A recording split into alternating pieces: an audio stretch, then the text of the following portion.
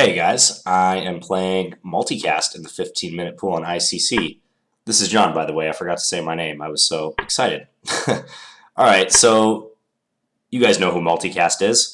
I'm very surprised to be meeting him in the 15-minute pool. This may be the only time I ever get a chance to play against someone this strong in 15-minute on ICC.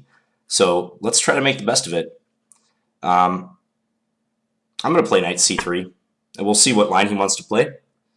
I'm expecting him to play a6 for some weird reason. Nope, he plays e6. Okay, so what to do? I'm going to play something sharp. You can't back down when you're playing a good player.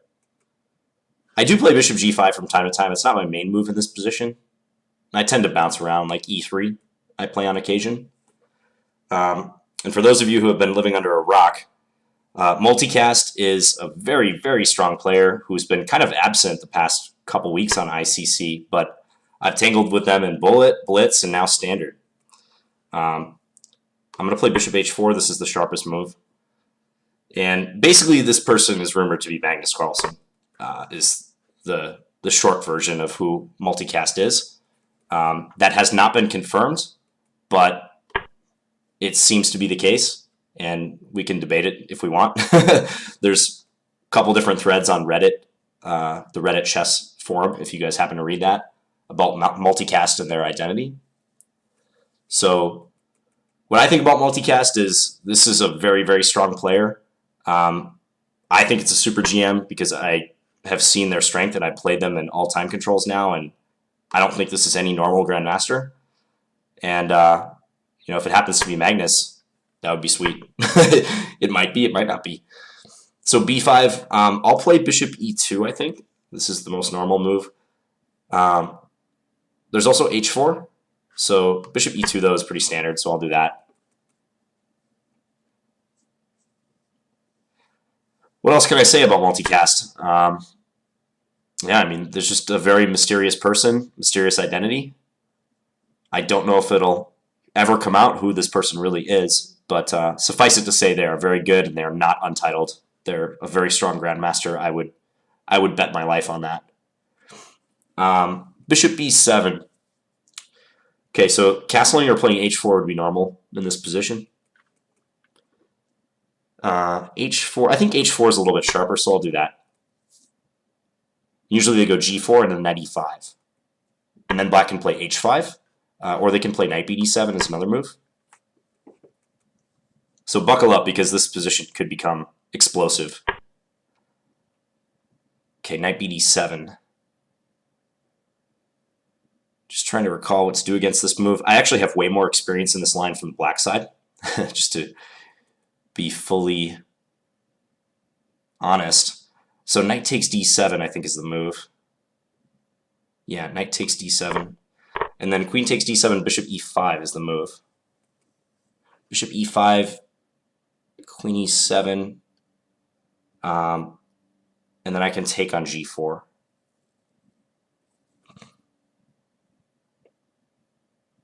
I could also play e5 in this position to attack their knight, but I don't think that's the right move. For some reason, I'm just kind of drawing a blank right now on what to do.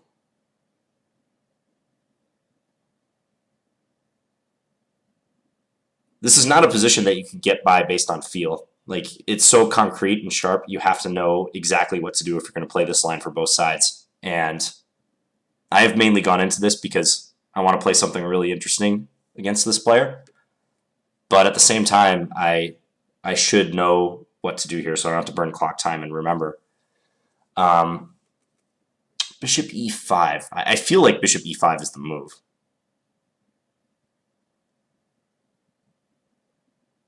But it could be pawn e5.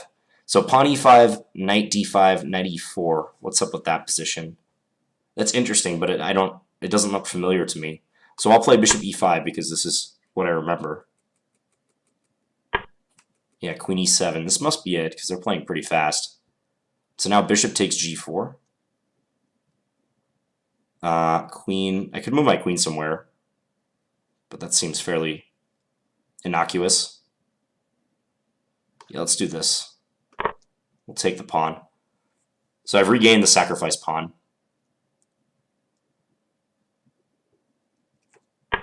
This is the anti-Moscow variation, by the way. It's initiated by white playing bishop h4 on move 6.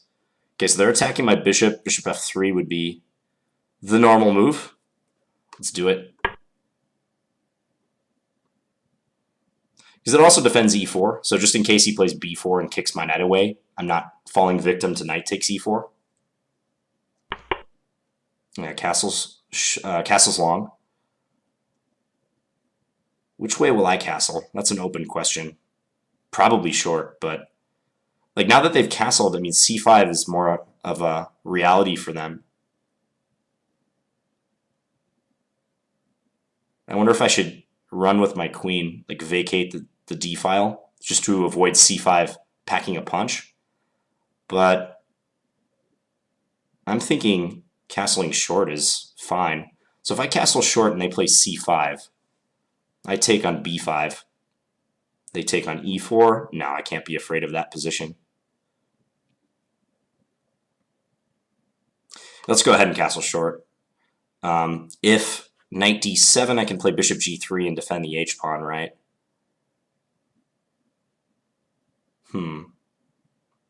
Maybe they could get their knight into c5, though, at that point.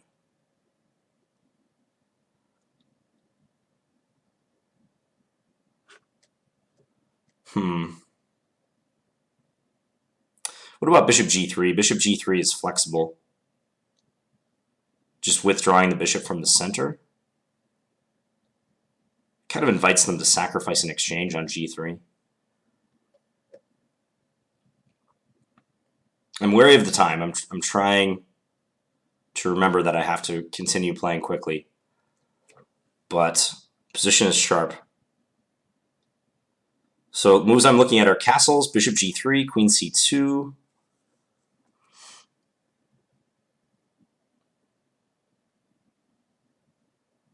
Taking on f6 would be so craven. But maybe not bad. If I take on f6 and then play e5, what's going on there? Doesn't seem right, though. Queen c2 seems okay. Queen c2, knight d7, bishop g3, let's say. All right, let's do queen c2. I'm just trying to stay flexible. And I've already spent a significant amount of time on that decision.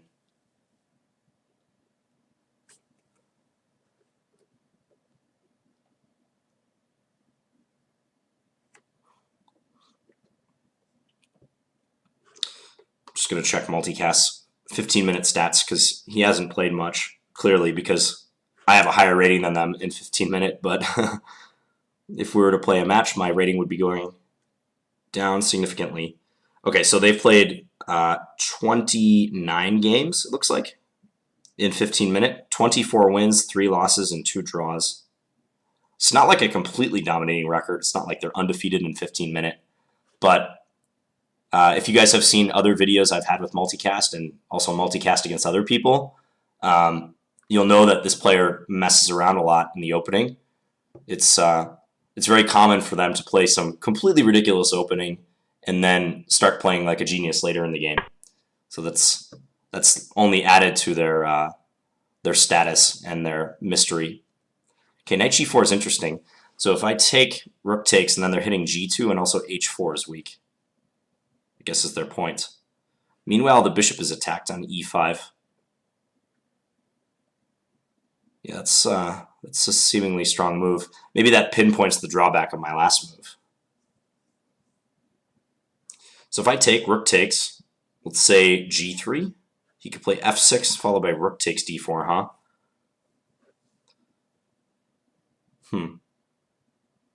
I don't want to lose my dark square bishop. Losing my dark square bishop would be awful. I don't like that one bit. So it seems like bishop takes g4 is forced in that case. I don't want to allow them to play knight takes e5. Still, though, I need a plan after bishop takes g4, rook takes g4. Because bishop g3 would drop the d-pawn. Rook takes d4.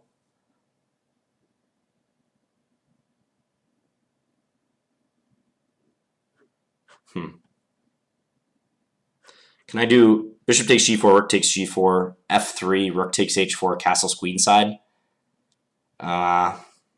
They can take an h1 and then play f6. That's not good.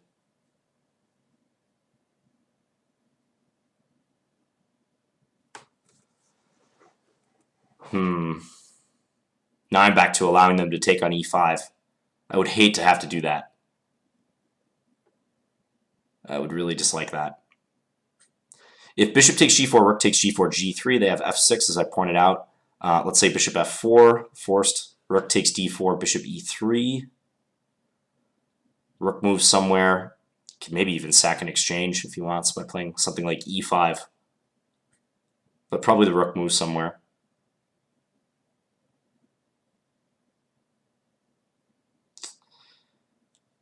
Yikes. Okay, I'm just going to take, and after they take, I think I will play g3 because I don't like the look of f3. My h-pawn needs to be protected. h5 is met by f6, all the same. And also this is under attack. All right, let's do this. I hate to play that move. So line I was looking at was f6, bishop f4, rook takes d4, bishop e3. And then if the rook moves, like maybe take on a7. I'm just losing so much time, though, in trying to regain the pawn, but might be a necessity.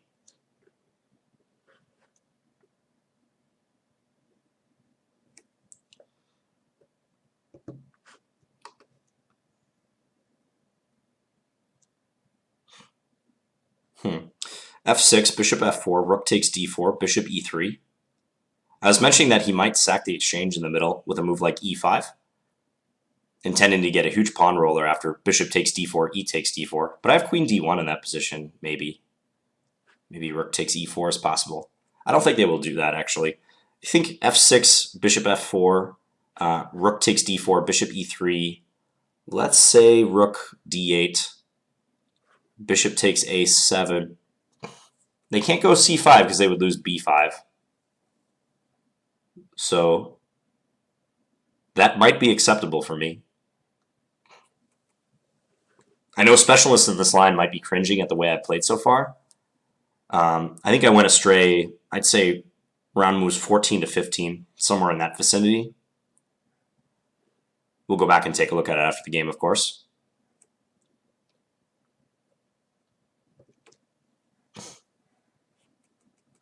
Well, this is a multicast double feature today because I played him 4 times at the bullet pool in my bullet video, if you guys are interested in checking that out. And just happened to run into him in standard, too. I mean, if this is actually Magnus, this is like something people would pay a lot of money to do. Like, have a 15-minute game with Magnus Carlsen. I legitimately wonder how much that would cost normally.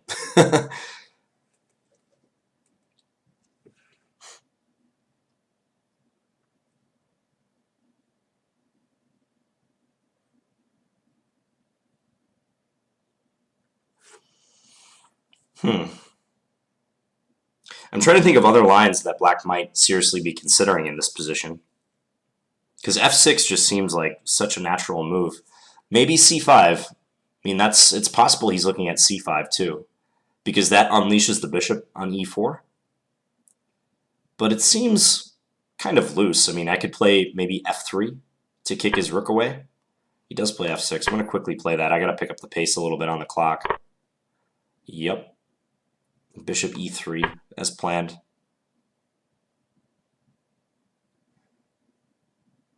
So I can recover the pawn on the next move.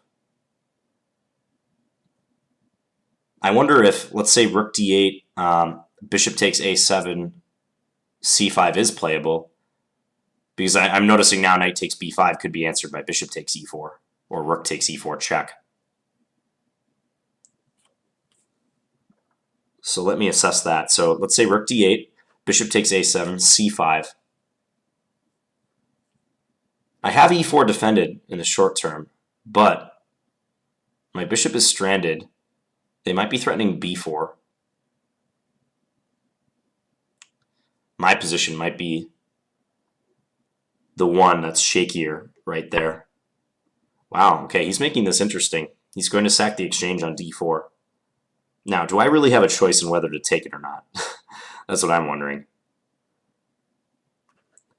Because if I can't take it, I am probably just completely handing in the initiative plus a pawn.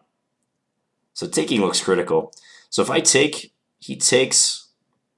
I mean, queen d1 was the tentative move I was relying upon, but that might just get squashed. Let's check. Rook takes e4 check, knight takes, queen takes e4, king d2. Queen e2 would drop my rook in the corner, so king d2 is forced. Am I going to get hurt there? Kind of looks like it. Bishop b4 check, king c1. I don't see an immediate mate, but those bishops are just completely owning me. At the very minimum, I think he gets pretty good compensation. Can I throw in queen e2 first? Or f3 first?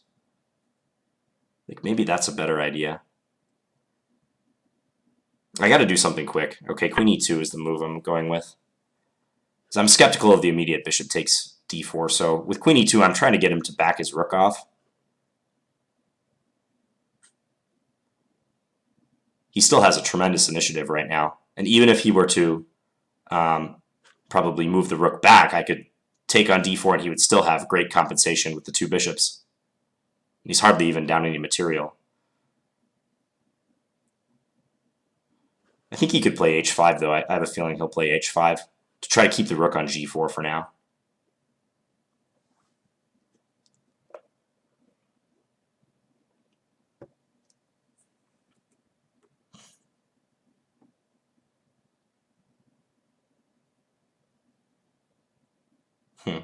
So if h5, what am I going to do? If I take d4, they take. I still can't move my knight because rook takes e4. So maybe f3. Then rook takes g3. To take the rook or not to take the rook? I mean, if I can't take the rook, I just have so little play in this position.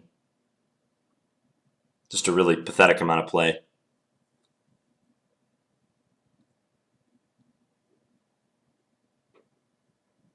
a3? That's about the only move I can think of.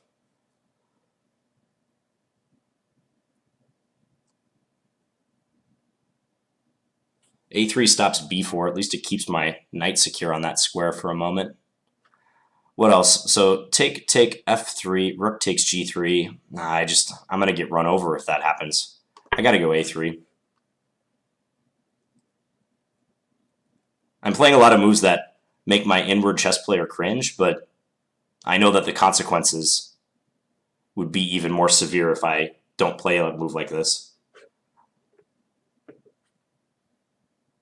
So I'm not avoiding capturing on d4 out of fear. It's just like a sober assessment of what's going to happen to me when he does take back.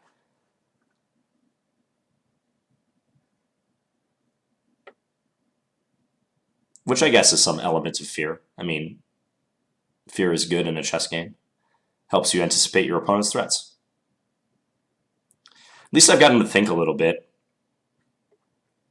As we creep closer to being under 5 minutes, or I already am under 5 minutes, he's getting there. I'll try to create as many problems for him as I can. I mean, black is significantly better at this point, there's no doubt. He could play a move like a6, and I would never be able to play bishop takes a7 if he were to withdraw this rook. a6 is not bad because then he could go c5 thereafter and open his bishop. Like as it stands now with c5, always the b5 pawn will be loose. So I'm trying to recall any Carlsen games I've seen on the black side of the Anti-Moscow variation. I don't recall any off the top of my head.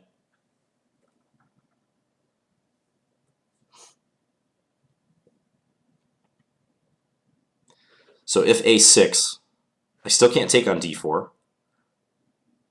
F3 is always possible, so as to reinforce e4. Wow, f5. He's not taking his foot off the gas. So what's the idea of that move? I take, and what are you doing? C5 then? I suppose. I mean, I think regardless, I have to take this pawn, so... Yeah, C5. Would castling be insane? Probably. He probably has rook takes H4.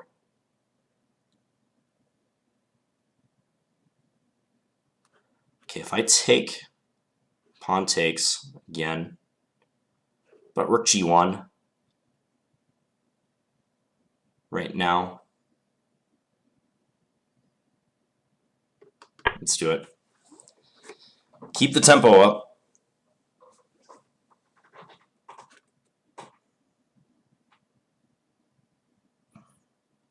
This is a very messy position. Usually white doesn't get their king caught in the center for this long in an anti-Moscow variation.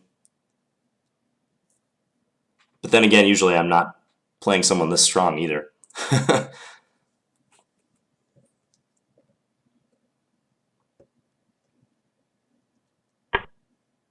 Finally, the rook moves from d4. All right, so what's up with knight takes b5?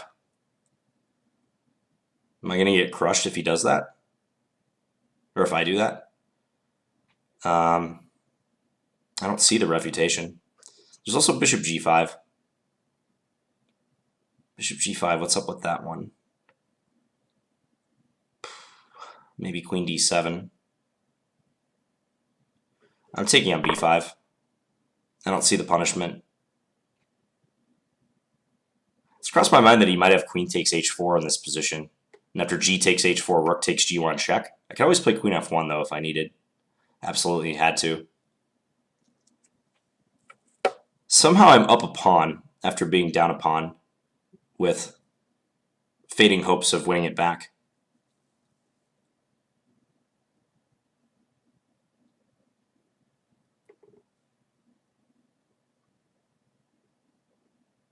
My king is still stranded in the middle, so that's cause for concern. But the position is messy now, and we're both getting low on time, so I think given the position I had a few moves ago, I'm not unhappy with this turn of events. Okay, I can't take a7 because his queen is covering that square. So is knight c3 forced? I think it probably is. Bishop g5 doesn't do much. Let's go back.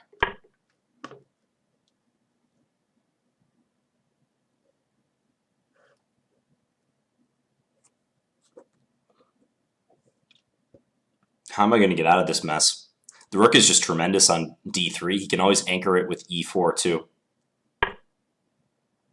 Queen h7, hitting f5. f3 maybe? It's a weakening move, but perhaps necessary.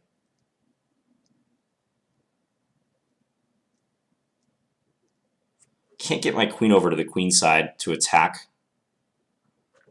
Bishop takes c5, bishop takes c5, queen takes e5. That's unsound. f6 maybe? Let's do f6 just to be stubborn. He can come to f5. And then he'd actually be maybe threatening bishop f3. Yeah, my last move might not have been good. f4? Really opening up my king now. All right, we got to do it. We got to do something. I'd rather lose on the board than on the clock if I do lose this game.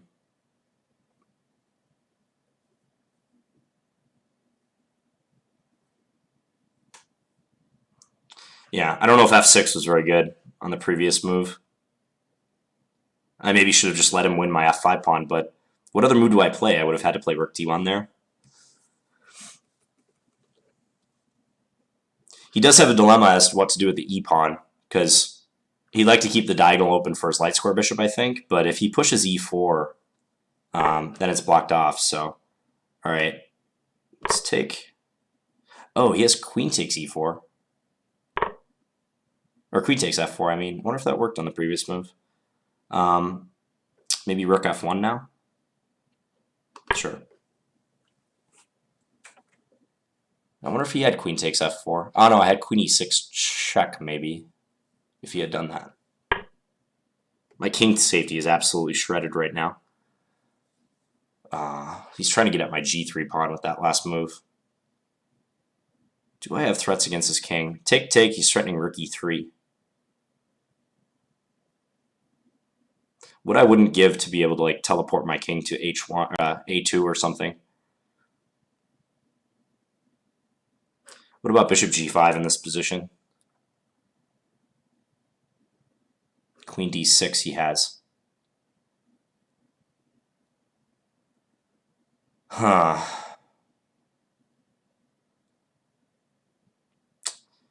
This is looking pretty lost.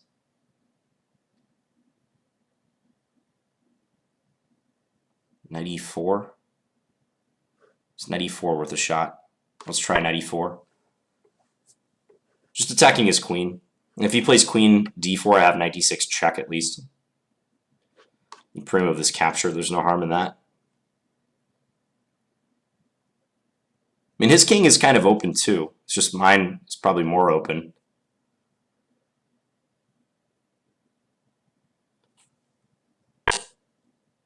Okay, just nice and cool, huh? Sidesteps it. So check. You can take the rook. It's fair. Knight takes c5. What are you doing against that? Take on f4 probably, or take on g3. Let's go knight g5. I'm just trying to block the bishop, block his queen.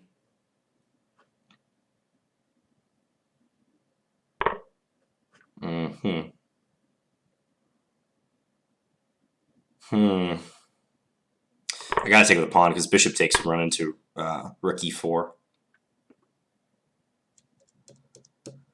No checks against his king. Rook e4 is a threat. King f2. Let's roll out. Yeah, this is not good. h4 would be a good move if his rook wasn't hanging.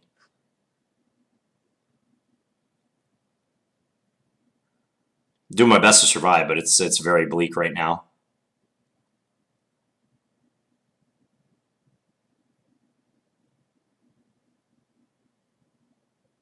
Rook e4 might be good. I have to more or less play instantly too. I have 38 seconds left. Check. Gotta take that. He's probably calculated a win. Check. Ah, okay. Yeah, that's a win. Wins my queen. Alright, I resign. I'm just gonna tell him thanks for the game. We'll see if he responds. I don't know. I would feel weird asking like who he is because I don't know him and it's not really any of my business. So it's pretty clear he prefers to remain anonymous. So did he just take down his flag? He had a Chinese flag. Anyways, let's go over this game. So we got this anti-Moscow variation. In the Semi-Slav, bishop g5 is definitely the sharpest move, and it's the critical try of the Semi-Slav. I mean, compared to e3, bishop g5 can lead to much more obscure positions. So here we have a division. We have bishop takes f6, that's the Moscow variation. And we have bishop h4, which can lead to the Anti-Moscow Gambit, where it is in fact white who is gambiting a pawn. So black takes on c4, e4, trying to play bishop takes c4, g5, bishop g3, and now b5 hanging onto the pawn. So I have to be honest that every time I play this line, I used to play this line more often from the black side, not so much lately. I probably haven't played the black side of this position for about a year or so. But I have to be honest that whenever I play this line, many of the variations run together in my head. It's a very complicated line. Some people say the Botvinnik variation, which is d takes c4 on move 5 instead of 6. Some people say that is more complicated than the Anti-Moscow variation. I think they're both tremendously complicated. The Anti-Moscow variation has been a little bit less worked out than the Botvinnik variation. Most of the main lines of the Botvinnik have already been hashed out pretty far. There's a bit more scope for creativity in the anti-Moscow variation, though. So I took on d7 and then played bishop e5. Yeah, the other move I was debating was e5, and after the knight moves, then going knight e4. But I don't think this is quite right. Just something about it doesn't look correct to me. Maybe he can play h5, and my knight doesn't have anywhere good to go that is immediately winning or anything. So I'm pretty sure this is all book. Bishop e5, queen e7, bishop takes g4. So let me just add the engine.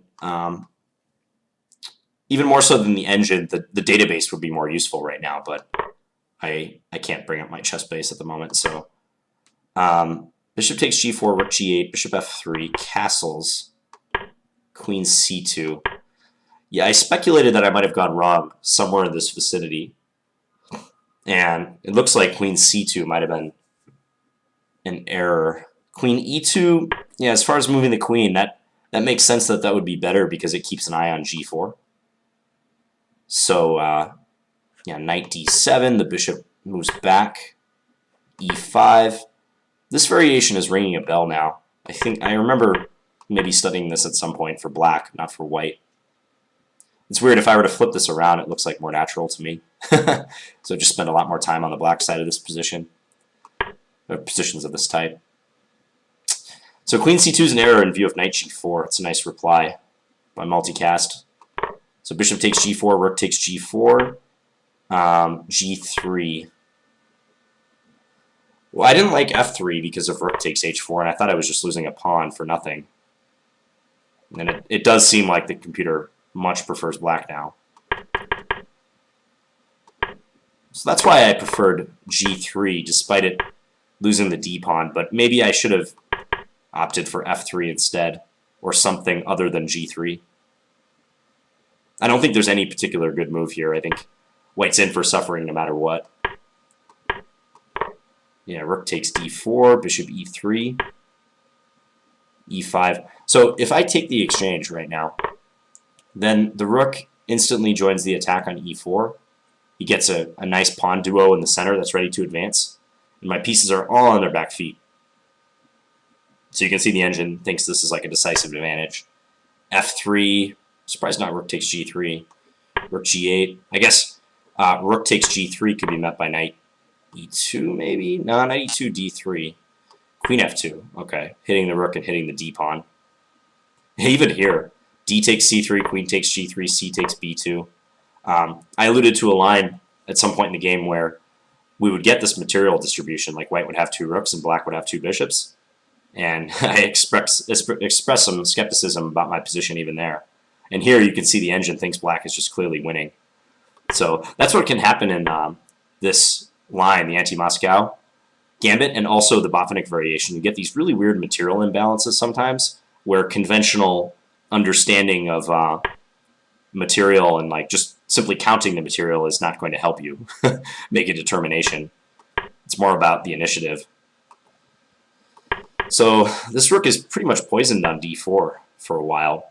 So I played queen e2. Yeah, and again, it's poisoned. I wanted to take this rook, like I'd prefer to get rid of it, but again, he just obtains all this play, and it's very easy for black to execute his attack in this setup. I mean, I have nothing active going on whatsoever. So the small material investment that black has made will be repaid many times over in the form of initiative compensation. Wow, the engine likes f5 followed by c5. This move really surprised me, f5. I mean, I think if it were me, I'd probably play a6 and get ready to play c5 next so as never to worry about knight takes b5. That also appears to be good, according to the computer, but he preferred a more forcing path. E takes f5, c5. Yep, rook g1, rook d3. I mean, I'm hanging on. I'm -1 territory right now, but I'm hanging on. f3 would have been better. Kicking back the rook. Okay, let's say he plays rook g8. Rook d1. Okay. Still a disadvantage. It's a very messy position. Still a disadvantage for white. I mean, black's bishops and their play on really all areas of the board trump my play. And I have coordination problems and a permanently weakened king, more so than his king. The long-range pieces really rule here. I think his bishop pair is a big factor in determining his advantage. So knight takes b5, bishop c6, knight back. Here I went for f6. Yeah, and after the queen came to f5, I said I didn't like f6. f3. I see the engine likes this move in various circumstances. Ooh, or gd4. You see how often that d4 square is, I don't know, just like a pivot point for his pieces. They can just cycle in and out of that square, especially the rooks, and just sit there with impunity. Because if ever I take, he gets such crushing pawns in the center. Knight's attacked, rook e3 is a threat. I mean, I'm just going to get destroyed if this happens. f3 is falling. No semblance of coordination. King that cannot run anywhere. This would be child's play for multicast. So f6, queen f5, f4. Yeah, I mean, this is not a move you make willingly. Opening up my position even further, but the bishop f3 move would drive me even back further, so I don't think I can allow that. So f4, he took. I took with the bishop, and he took on f6. You get this real feeling of constant pressure when you're playing a guy like multicast. It's like every move that he makes has a motive, and a lot of times you can figure out what that motive is, but oftentimes it's like you don't exactly know what he's going for, but you still feel the pressure. So it never relents. That's the feeling I get playing him. All right, knight e4 was my best chance. Queen g6. Also knight g5, I suppose. So I'm playing the top move according to the engine, but I'm still losing. And his advantage is growing. Rook d4 was a very nice move, trying to come to e4. I mean, you can see why there's been so much speculation about multicast's identity, because he plays like a computer. I mean, he plays computer-accurate moves, but he's not a computer. So I think that's been confirmed, and he's been on ICC enough, and he has enough games that if he were a cheater, he would have been banned by now many times over. But it's pretty clear he's not a computer. Check. So my only conclusion I can draw is that he's an extremely strong human, probably a super GM. Because personally, I played normal grandmasters, and they don't play as good as this guy. So yeah, do I have anything after rook d4? My best move is rook f3, offering an exchange to appease him and try to get some play going against his king. But even here, h4 I mentioned as a move that would probably cause my position to fall apart. Yeah, just destabilizes my bishop on f4 by attacking the g3 pawn, which is in turn defending that bishop. Yeah, so king f2, Check. and Check. this was over. I'm losing my queen, so I resigned. So summing up, it appears to me that I played okay, but the queen c2 move is faulty on move number 16. Queen e2, which I bet is probably book of some sort, is preferable. At any rate, regardless of who multicast is, that was a real treat to play him, because I always love to play strong players like that. And if you guys have any feedback about this game, please feel free to leave it in the comments. And hope I get to play him again in the future. Thank you, multicast, for the game, if you're out there. All right, guys, thanks for watching. I'll be back tomorrow with another standard game. Bye.